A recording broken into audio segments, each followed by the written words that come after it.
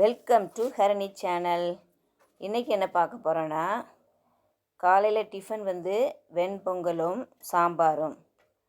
சாம்பாருக்கு துவரம்பருப்பு 2 கை எடுத்து 2 டைம் வாஷ் பண்ணிவிட்டு குக்கரில் வச்சு தண்ணி ஊற்றிட்டு தக்காளி 2 கழுவி அதை நறுக்கி கட் பண்ணி போட்டுட்ருக்குறோம். பூண்டு ஒரு 4 பல், அதுக்கப்புறம் ஒரு உருளைக்கிழங்கு தோல் சீவி பொடிசாக கட் பண்ணி போடணும். அதுக்கப்புறம் கேரட்டும் பீன்ஸும் இதெல்லாம் போட்டு மஞ்சத்தூள் போட்டு வேக வச்சிடலாம்.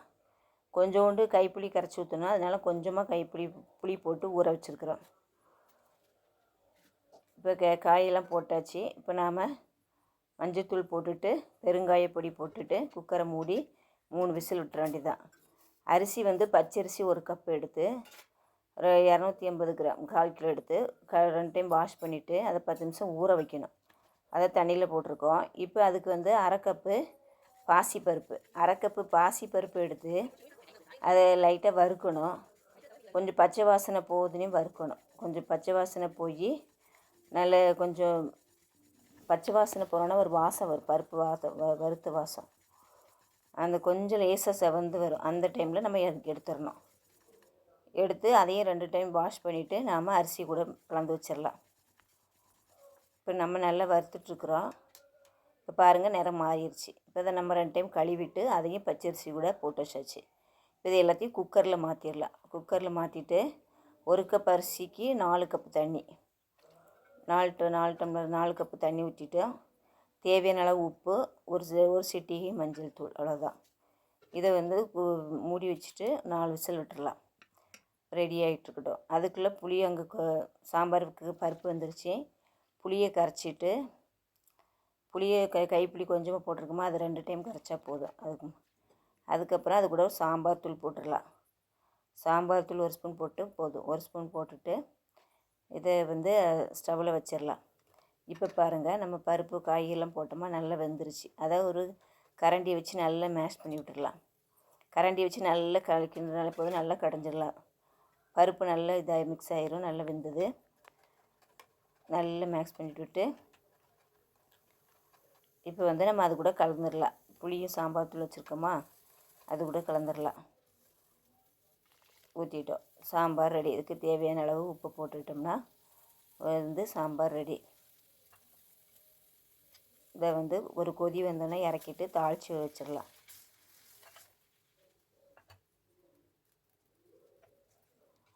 இப்போ பாருங்கள், நம்ம உப்பு போட்டுட்டோம்.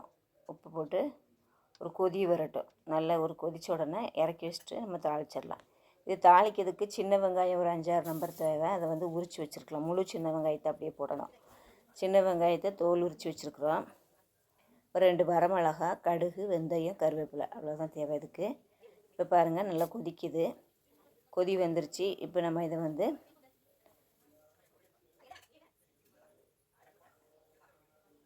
இறக்கி வச்சிடலாம். இறக்கி வச்சுட்டு நம்ம இதுக்கு தாளிப்பு போட்டுடலாம். நல்லாவே கொதிச்சிருச்சு. போதும், நம்ம இறக்கி வச்சிட்டோம்.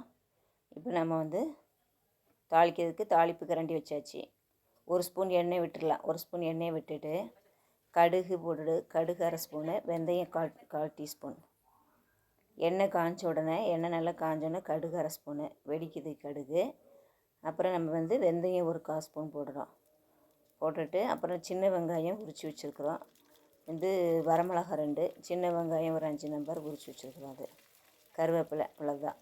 இது சின்ன வெங்காயம் நல்லா வெந்த உடனே எடுத்து நம்ம சாம்பாரில் கொட்டிட்டா சாம்பார் ரெடி. கொத்தமல்லி தழை மட்டும் கழுவி கட் பண்ணி போட்டோம்னா நல்லா கமகமான சாம்பார் ரெடி ஆயிடுச்சு பொங்கலுக்கு.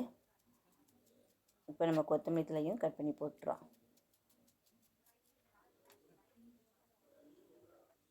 எல்லாம் போட்டாச்சு. இப்போ நாம் என்ன பண்ணுறோன்னா, பொங்கல் தாளிக்கிறோம். பொங்கல் எடுத்து பார்க்குறோம், நல்லா வெந்திருந்தது.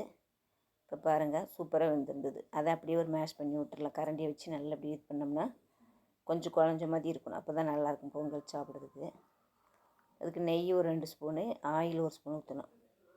நெய் ஒரு 2 ஸ்பூன் ஊற்றி ஒரு பேன் வச்சு ஆயில் 1 ஸ்பூன் ஊற்றிட்டு நல்லா காஞ்ச உடனே இதுக்கு தாளிக்கு என்னெல்லாம் போடணும்னா, மிளகு 1 ஸ்பூன், ஜீரகம் 1 ஸ்பூன். நல்ல நெய் காயிட்டும். மிளகு 1 ஸ்பூன், ஜீரகம் 1 ஸ்பூன், அது போட்டு மிளகு நல்லா வெடித்த உடனே முந்திரி பருப்பு ஒரு 10 நம்பர் போட்டுடலாம். முந்திரி பருப்பு, அப்புறம் கருவேப்பிலை, அவ்வளோதான். இது நல்லா முந்திரி பருப்பு பொன்னிறமாக வந்தோடனே இறக்கி பொங்கலில் ஊற்றிடலாம். இப்போ பாருங்கள், நல்லா கோல்டன் கலர் வந்துருச்சு. இதை ஆஃப் பண்ணிவிட்டு நாம் பொங்கலில் ஊற்றி நல்லா மிக்ஸ் பண்ணிடலாம். மிக்ஸ் பண்ணிவிட்டு இதை எடுத்து சர்வ் பண்ண வேண்டியதான். சூப்பராக இருந்துச்சு சாப்பிட்றதுக்கு. இப்போ பாருங்கள், நல்ல ஒரு கலர் கிளறிட்டு ஒரு மிக்ஸ் பண்ணிவிட்டு நாம் ஒரு பிளேட்டுக்கு வைக்கிறோம்.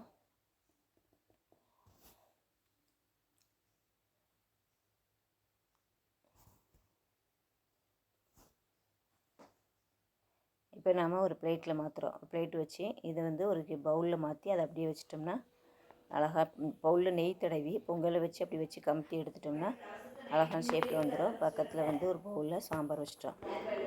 டேஸ்டியான வெண்பொங்கல் சாம்பார் ரெடி. எல்லோரும் வாங்க சாப்பிட்லாம். பாய்.